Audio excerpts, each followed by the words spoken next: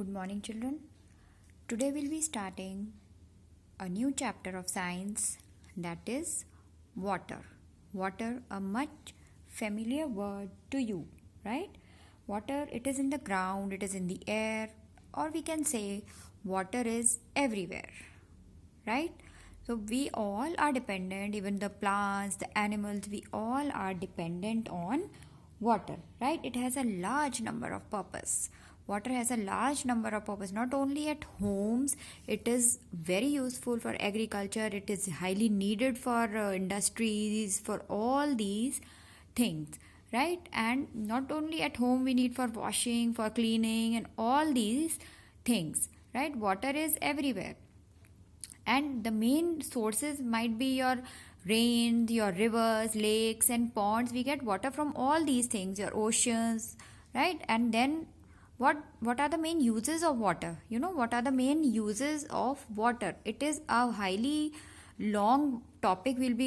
So many topics we'll be covering in this part, but let's start up with the main uses of water. Firstly, we have, it is used in homes, and homes, there are various things in which water is used. We use water for washing, we use water for cleaning, for brushing. Early morning you wake up, right? You wake up early morning. So what do? You brush your teeth, and again you use water for that. Then you're flushing the toilets and you're washing clothes and everything. We need water, right? It is used and the main thing is we need it for drinking purpose, right? We need drink water, and in summer season, so we cannot live in few hours also without water, right? Then comes your agriculture. We have, what is agriculture? See this one, agriculture kheti mein. How do we use water in agriculture? See, all the big fields are there. There's a ponds, and there are small wells are there, and the water is supplied to all these farms through these wells. They have big pipes there, and from they divide their fields into various parts, and through these things the water is supplied in all these areas over here, right? So that is one of the main use of water. And various plants, they cannot even grow without water. Like we have rice fields. For rice we need ample of water. Like paddy fields, we need ample of water. And wheat also, it needs large amount of water. 1500, that's 1500 liters of water is required to grow wheat plants, which will give us only 1 kg of wheat grains. Wheat का जो दाना होता है 1500 litre जब हम spend करेंगे, उसके बाद we will get only 1 kg of wheat grains. And what about rice? We need 4500 liters of water to grow only 1 kg of rice. Now see how much water is being used up for agriculture. Then it is also used for growing fishes, like we have poultry farms and all. In the same way, we have fishing farms also. We have big lakes, we have ponds also, in which fishes are grown, right? Another use is in industries, right? Like various chemicals, various biscuits and paper and all, they all are being manufactured with the help of water only. And there are many types of bread and other chemicals. They all are made by the use of the water. And for one page of the science book you would be having later on, that one page of science book, you can just imagine it needs 2 glasses of water to be manufactured, right?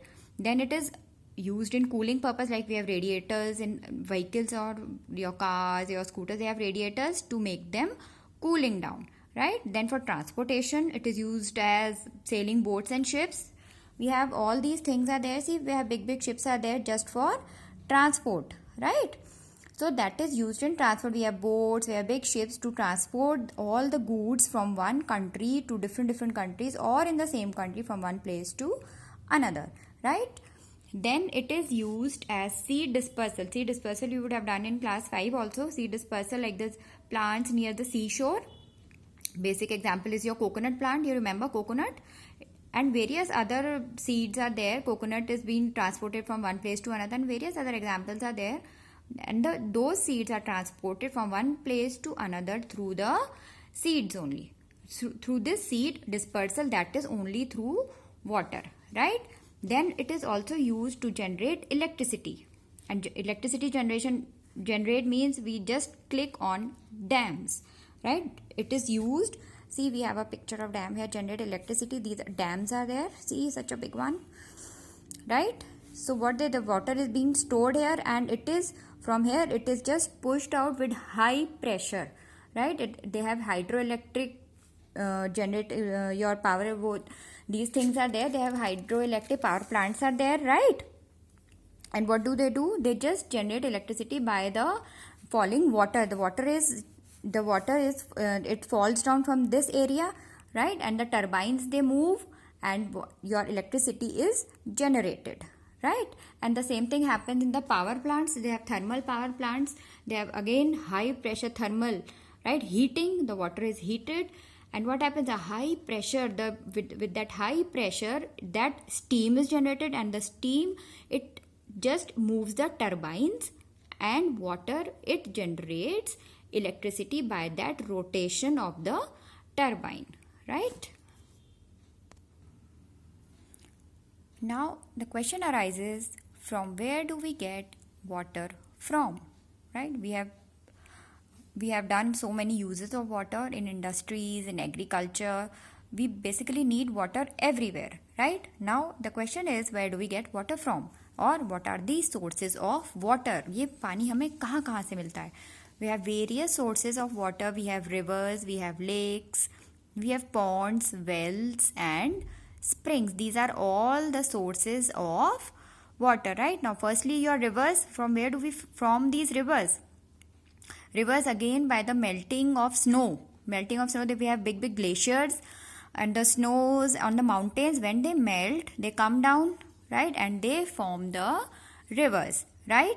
Then we have lakes, ponds, and wells. Again, then another source will be your rainwater, right? What happens? Rain, when it comes down, it goes down and down, like it flows down, right?